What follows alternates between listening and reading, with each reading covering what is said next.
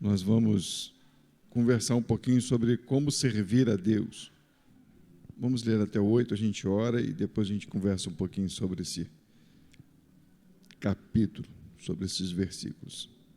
Diz assim: finalmente, irmãos, vos rogamos e exortamos no Senhor Jesus, que assim como recebestes de nós, de que maneira convém andar e agradar a Deus, assim andai, para que possais progredir cada vez mais. Porque vós bem sabeis que mandamentos vos temos dado pelo Senhor Jesus. Porque esta é a vontade de Deus, a vossa santificação, que vos abstenhais da fornicação, que cada um de vós saiba possuir o seu vaso, o seu corpo, em santificação e honra, não na paixão da concupiscência, como os gentios que não conhecem a Deus. Ninguém oprima ou engane o seu irmão em negócio algum, porque o Senhor é vingador de todas estas coisas, como também antes vô-lo dissemos e testificamos, porque não nos chamou Deus para a imundícia, mas para a santificação. Portanto, quem despreza isto, não despreza ao homem, mas sim a Deus, que nos deu também o seu Espírito Santo. Olha só, essa palavra aqui, ela é muito legal. Eu queria trazer algo, e eu sei que às vezes o pastor é meio duro quando fala as coisas, gente, mas não me leva como se fosse alguém duro, não. Eu quero trazer uma informação que dê estrutura para a gente, dê base. Não adianta eu ficar falando para vocês que amanhã vai dar tudo certo, que não vai dar, as coisas não são assim. Deus está criando um povo cascudo, um povo com raça, um povo que pode passar pelas dificuldades, vai chorar, vai reclamar, vai às vezes murmurar, mas no final ela vai entender tudo aquilo que o Senhor nos ensinou e vai falar glória a Deus, porque eu sei que o Senhor está no controle. E não vai ficar se afastando, saindo. Esses dias a gente tem ouvido tanto assunto de tanta gente que por poucas coisas tem se afastado do Evangelho. Tem gente escolhendo igreja, vou naquela igreja, porque naquela igreja parece que dá certo. Aí não dá certo, porque não vai dar certo. Né? Igual a pessoa que casa achando que vai ser um mar de flores. Né? Aí quando casa, em vez do sapo virar príncipe, o príncipe vira sapo. Aí fala assim, meu Deus do céu, não era isso que eu queria. Mas não é, que a gente está vivendo num mundo difícil, com pessoas difíceis. E não é a pessoa do lado, começa em nós somos difíceis. Então, a gente tem que aprender a conviver, aprender a entender e a observar. E essa é a palavra de Deus para os tessalônicos. É isso que ele está falando para os nossos irmãozinhos daquela época e fala para a gente também. Ele diz assim, finalmente, irmãos, vos rogamos e exortamos no Senhor. Já começa por aí. A exortação e o que Paulo está rogando não vem dele. Paulo não inventou uma história, não inventou uma regra. Vou doutrinar vocês segundo o que eu quero, igual algumas igrejas têm feito. Isso me chateia muito. Me procuraram e me perguntaram se fazendo um ato, os problemas seriam sanados. Né? Um ato que é costume das igrejas, né? O batismo. Pastor, se eu batizar, isso e isso vai acabar? Olha, se eu quisesse que você fosse na minha igreja, eu ia falar para você, batiza, que os teus problemas vão resolver. Aí eu batizava você, fazia uma festa, né? Aí todo mundo, ei, que alegria, coisa boa. Mas eu vou te ser sincero, o que Deus me diz, e o que a palavra dele nos ensina, é que batismo não tem nada a ver com resolver problema. Batismo é confissão. Eu vou batizar para dizer, olha, gente, eu agora sou cristão. Eu creio em Deus e eu quero que vocês saibam. Então, a gente faz um ato para mostrar que ele morreu para o mundo e agora vive para Deus. Simples. Então os problemas acabaram? Não, os problemas são os mesmos. Agora, só que com o entendimento que eu sou do Senhor, que eu posso buscar a Deus, clamar a Deus para que Ele me ajude a passar pelas dificuldades, pelos problemas. É isso que a gente precisa entender. Então, o que Paulo está dizendo não é uma informação dele, é uma informação que vem de Deus. Eu estou exortando a vocês segundo o que Deus passou para mim. E é isso que eu passo. E ele diz assim, no Senhor Jesus, né? O mesmo ensinamento de Jesus é o que eu passo para vocês. Que assim como recebestes de nós, de que maneira convém andar e agradar a Deus, assim andai, para que possais progredir cada vez mais. Esse progresso não tem nada a ver com evolução, com se tornar melhor do que os outros, não tem nada a ver com isso. Aqui não é assim. A Bíblia não está ensinando isso. Você entra para a igreja, se torna diácono, amanhã se torna presbítero, se torna pastor. Foi progredindo, né? Você sai do banco, se torna mulher de oração, aí vai, coisa e tal, se torna super mulher, entra na mesa de sei lá do quê e pum! E não é isso que Paulo está dizendo. O progredir, esse progredir cada vez mais, é no conhecimento de Deus, daquilo que Deus quer para nós. É esse progresso, é essa edificação, é isso que estrutura o crente, dá base para o crente, dá firmeza para o crente. É como se fosse, dar alguns exemplos. Tinha problemas no nosso casamento, no começo, que para a gente era algo absurdo. Era algo absurdo.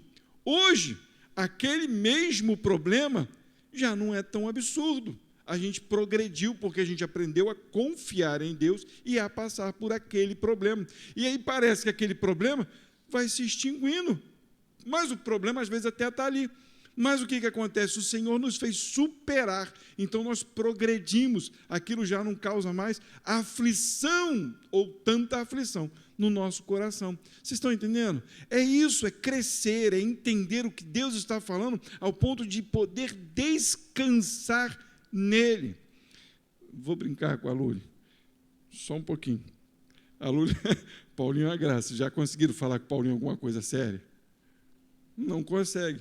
A Lúlia está aprendendo a conviver. Um dia ela vai descansar nisso. Porque para conversar com o Paulinho, até para ensaiar, é um sofrimento. O Paulinho brinca o tempo todo. Mas estou usando essa brincadeira. A gente tem que aprender a lidar com aquilo que a gente recebeu. Você recebeu o Paulinho, então aprenda a lidar com ele, entendeu? Então a gente tem que aprender a ir crescendo, a ir evoluindo na palavra, no entendimento, no conhecimento de Deus. É isso que Paulo está trazendo para eles e é isso que Jesus ensinou para Paulo e para os apóstolos, para que fosse passando, e o que eu estou fazendo é a mesma coisa, só passando aquilo que Deus tem nos ensinado e tentando viver nisso. Porque vós bem sabeis que mandamentos vos temos dado pelo Senhor. Só para vocês terem uma noção de que mandamento é esse, volta para Tessalonicenses, volta o capítulo 3. Capítulo 3, vamos ler o 12 e o 13. Olha o mandamento que Paulo, vou ler de novo o versículo 2, não precisa, já colocou lá, deixa assim. Porque vós bem sabeis que mandamento vos temos dado pelo Senhor Jesus. Que mandamento é esse, Paulo? Foi o que ele já narrou na carta, em toda ela, mas eu vou ler só 2 versículos. E o Senhor vos aumente e faça crescer em amor, uns para com os outros e para com todos, como também o fazemos para convosco, para confirmar os vossos corações, para que sejais irrepreensíveis em santidade diante de nosso Deus e Pai, na vinda do nosso Senhor Jesus Cristo, com todos os seus santos. Então, qual é o mandamento? O que Paulo está ensinando para os tessalônicos? Aquilo que Jesus já ensinou: crescer, entender e amar ao irmão. É interessante que em toda a carta, todas as cartas, vai se falar o amor ao próximo. O que mais falta no mundo? É amor ao próximo. O que mais falta na gente? É amor ao próximo. Não adianta eu achar que eu sou melhor do que alguém, porque eu não sou. Tem hora que eu não amo o meu próximo. Tem momentos que eu não quero estar perto do próximo. Nós somos assim, e por isso a orientação de Paulo, ame o próximo. É a pessoa mais difícil que você tem para aprender a servir Jesus. Pode ser o próximo que você só vê de vez em quando, pode ser o próximo que você encontra na rua, pode ser o próximo que convive com você todos os dias.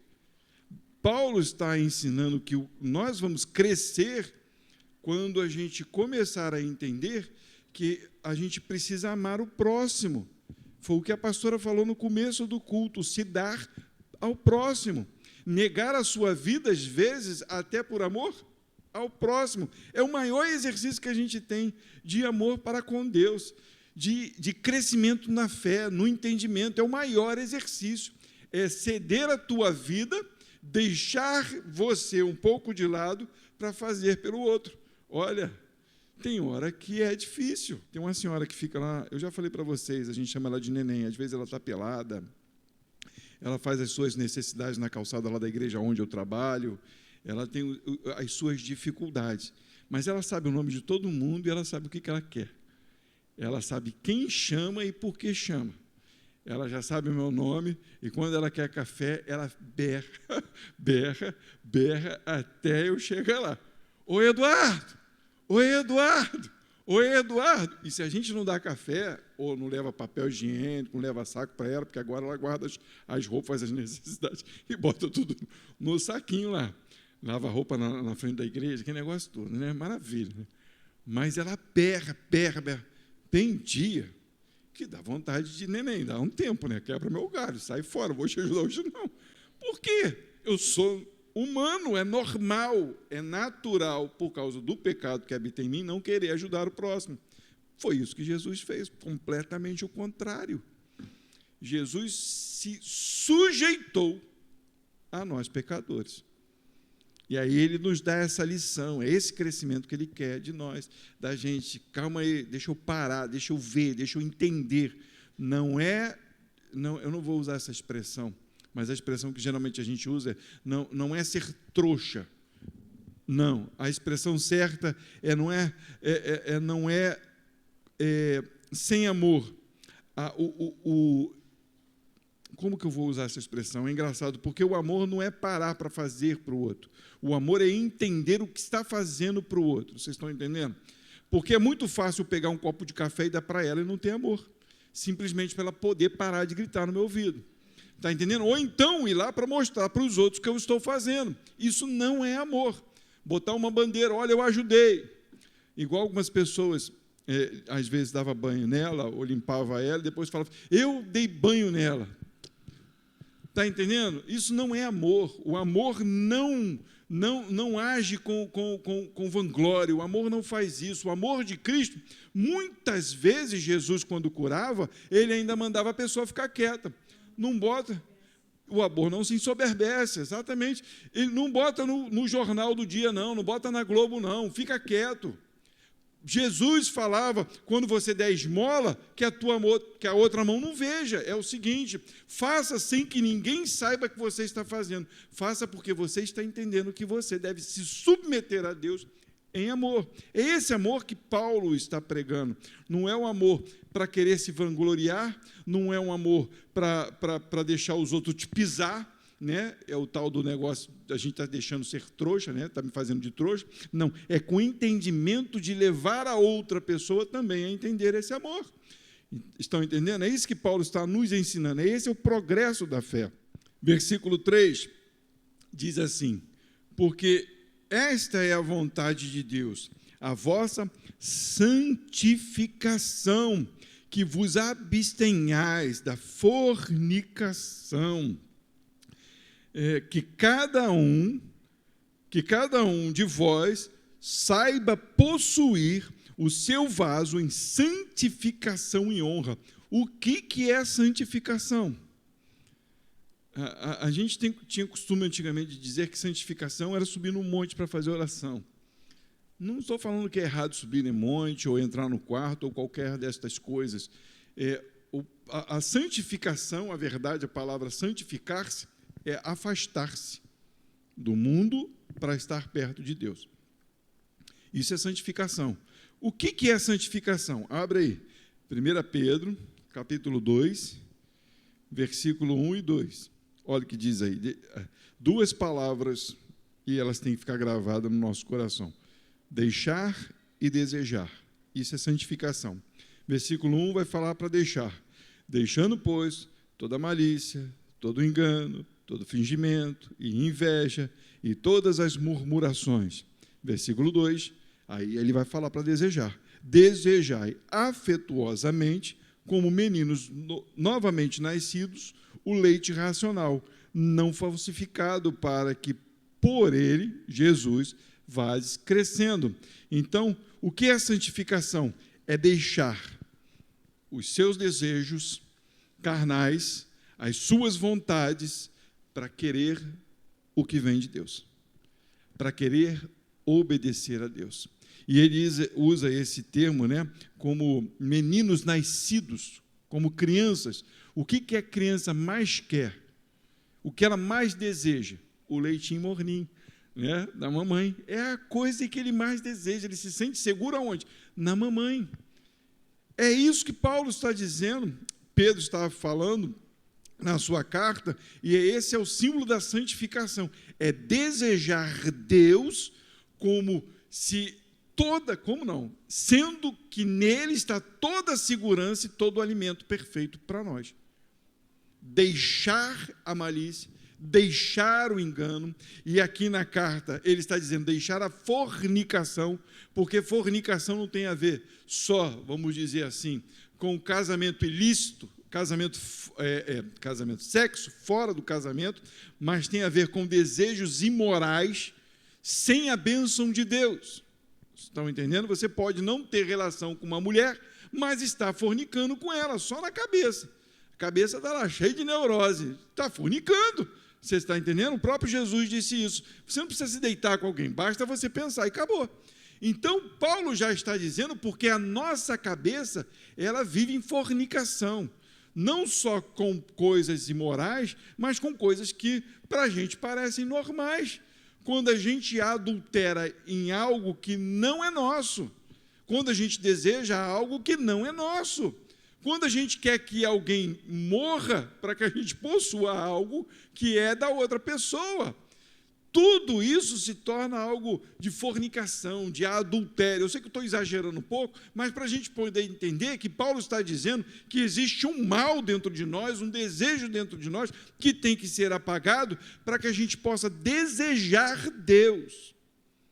Como que apaga esse mal, se ele não sai de nós? Eu volto a dizer algo que a gente sempre diz aqui, nós não somos pecadores porque a gente xingou um palavrão. A gente não é pecador porque botou uma cachaça na boca. A gente não é pecador porque fumou um cigarro. A gente pratica essas coisas porque somos pecadores. Porque existe um mal. A Bíblia diz que em pecado me concebeu minha mãe. Então está lá o neném, né?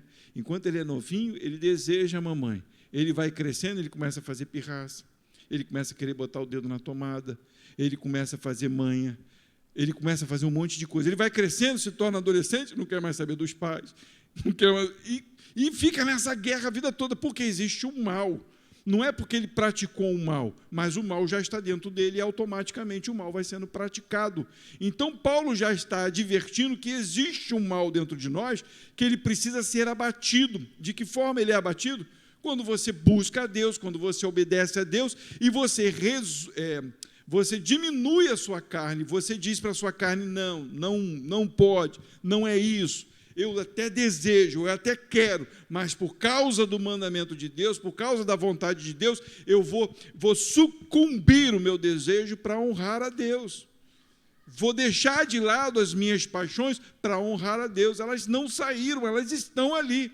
Mas se eu der ouvidos para ela, aquilo vai cada vez mais aumentar em iniquidade, que eu não vou conseguir buscar a Deus. É fato. Quanto mais eu busco a Deus, menos eu dou atenção para aquilo que está dentro de mim.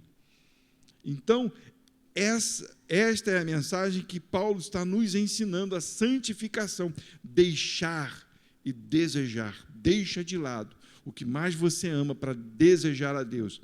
E aí Deus vai encher o teu coração e vai te guiar naquilo, ou no lugar, ou para quê, ou com que você deve se relacionar. É fato, as pessoas têm medo disso, mas é a maior verdade. Quando você se entrega, quando você descansa em Deus, Ele vai operando em você. Você vai fazer tudo o que você tem que fazer e Ele vai operando em você. E aí você vai fazendo a vontade dEle sem manifestar as obras da carne. Versículo 5. Só o versículo 4, novamente, ele diz assim, que cada um de vós saiba possuir o seu vaso, este corpo, em santificação. Então, que a gente tenha esse entendimento, que a gente saiba, que a gente tenha entendimento. Não faça como a pessoa que me perguntou se quando batizar os problemas vão sair correndo. Não vai sair correndo. Não vai. Não vai. Saiba usar o seu corpo, entendendo que há um mal, mas que se eu estiver mais próximo de Deus, aquele mal vai sendo sucumbido, ele vai parando, ele vai cessando, e que eu preciso estar buscando sempre a Deus, para que aquele mal não tome conta do meu corpo e me tire, me leve para o lado para onde eu não deva ir. Versículo 5 diz, não na paixão da concupiscência, como os gentios, que não conhecem a Deus. Olha o que ele está dizendo. Quem não tem Deus, vive as suas paixões sem problema nenhum. Quem não tem Deus, você vê fazendo algumas coisas, ele está fazendo porque ele não tem Deus. Mas ele está dizendo, você e eu temos Deus. Então a gente não pode agir como aquele que não tem Deus. Se eu tenho Deus no meu coração, então Ele me ensina o que eu devo fazer. Então eu não posso deixar que as paixões me dominem. Quem tem que me dominar? O próprio Deus que habita em mim. É isso que Paulo está falando. E ele diz, ninguém oprima ou engane a seu irmão em negócio algum, porque o Senhor é vingador de todas estas coisas, como também antes vô-lo dissemos e testificamos. Não tenham dúvida, o Senhor vinga. O Senhor não dorme. O Senhor não está desatento. Ele está falando algo para a gente, para que a gente tenha atenção. Não engane ninguém. Não oprima seu irmão. Eu vejo, e nós temos visto muito isso no meio evangélico. No meio evangélico, as pessoas estão deixando ser oprimidas. Elas estão deixando ser enganadas. Elas estão deixando ser levadas pelo mal, achando que é um bem.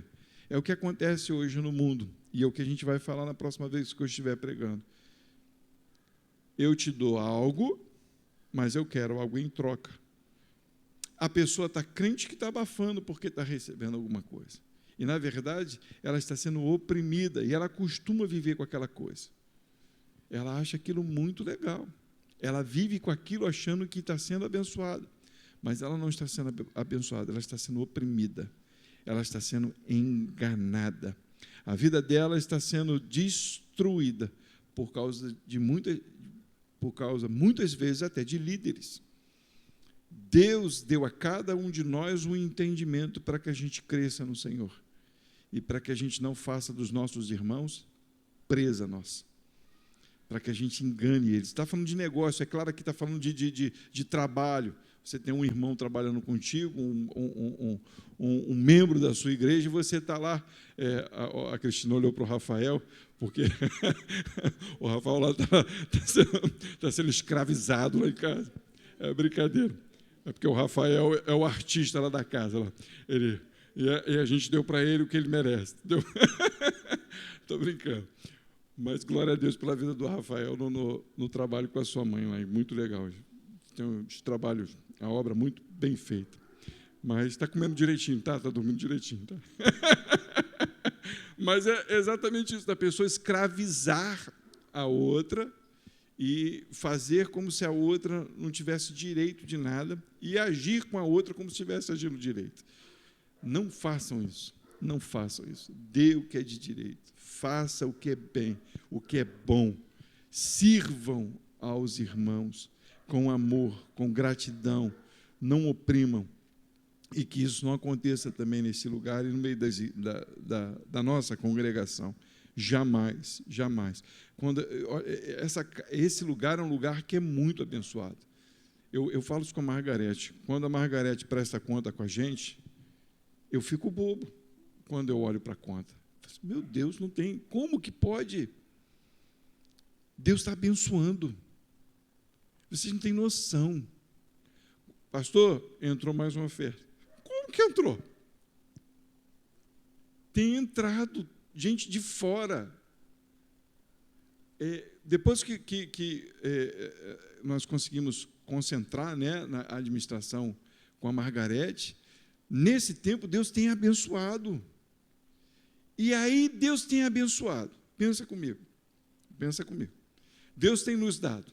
Aí acontece um fato. Eu vou e cobro, oprimo o meu irmão, se Deus tem dado. Vocês estão entendendo?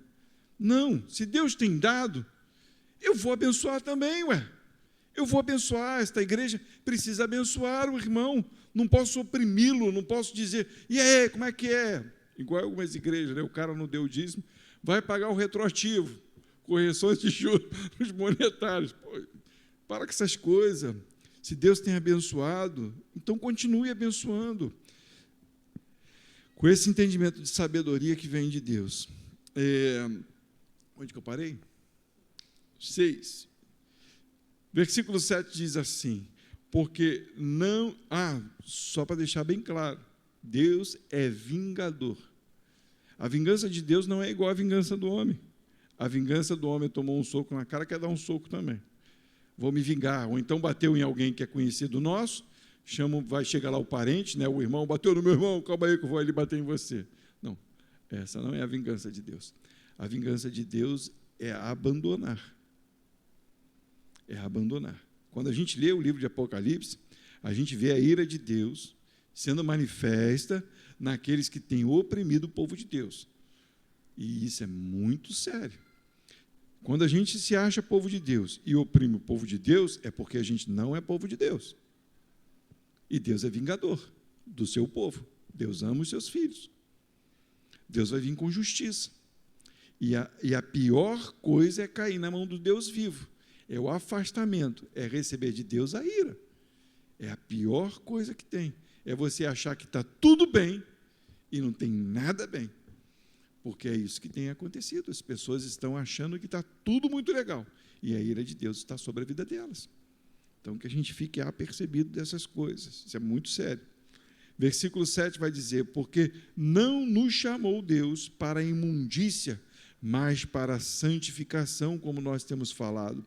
Portanto, quem despreza isto, não despreza o homem, mas sim a Deus, que nos deu também o seu Espírito. O Espírito nos conduz a fazer o bem.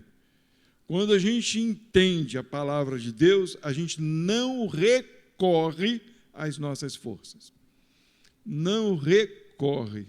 Já falei para algumas pessoas que vieram a este lugar, que tentaram congregar com a gente, que não conseguiam largar alguns vícios. E eu falava para elas, para de achar que você pode. E as pessoas acham que isso é loucura. Não é loucura, a gente não pode. A gente tem que se derramar diante de Deus e falar, Senhor, se o Senhor não me conduzir, eu não faço. Se o Senhor não tocar na minha mão, me dê forças para ter forças para sair do mal. Nós temos o maior ser do universo no nosso coração. Aquele que criou todas as coisas, que é Senhor de todas as coisas, que é onipotente, onipresente, onisciente. Ele é o Todo-Poderoso, Senhor que tem tudo na sua mão. E Ele se sujeitou e habita em nós. E a quem a gente recorre? Não, porque eu vou conseguir, porque eu sei. Não, agora eu aprendi. Ele nos ensinou, mas agora para viver na força do poder dEle, não na nossa força. Nós devemos nos humilhar diante dele. Eu aprendi uma coisa com o papai, eu achava até engraçado quando ele falava, mas hoje é todo o sentido do mundo.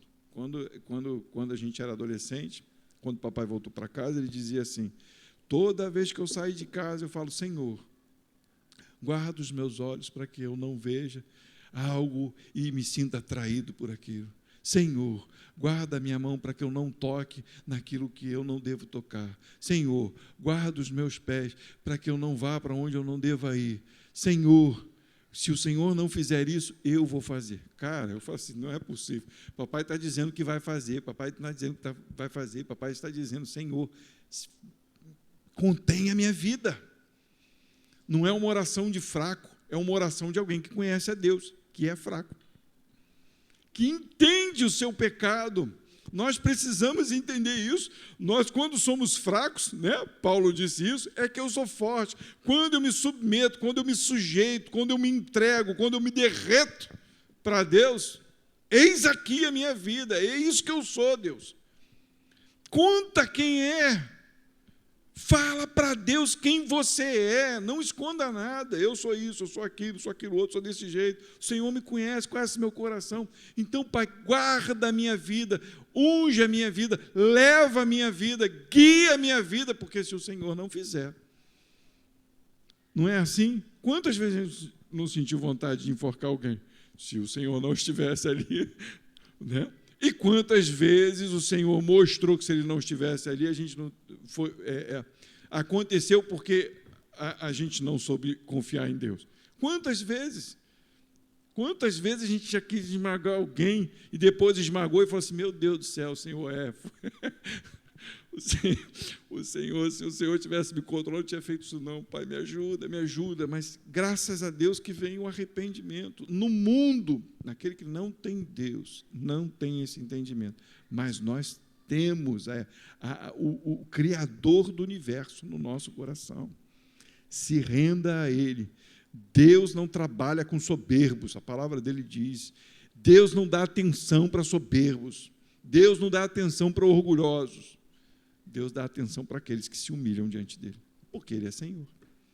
E se Ele é Senhor, se sujeite à vontade dEle. Como servir a Deus? Se sujeitando a Deus, separando a sua vida para Deus. Amém? Vamos orar e agradecer a Deus pela sua palavra e pedir para que Deus nos renove a cada vez mais e nos faça progredir na sua palavra, no conhecimento, no entendimento que há nele. Porque Deus não nos chamou para a imundícia, mas para a santificação. Glória a Deus.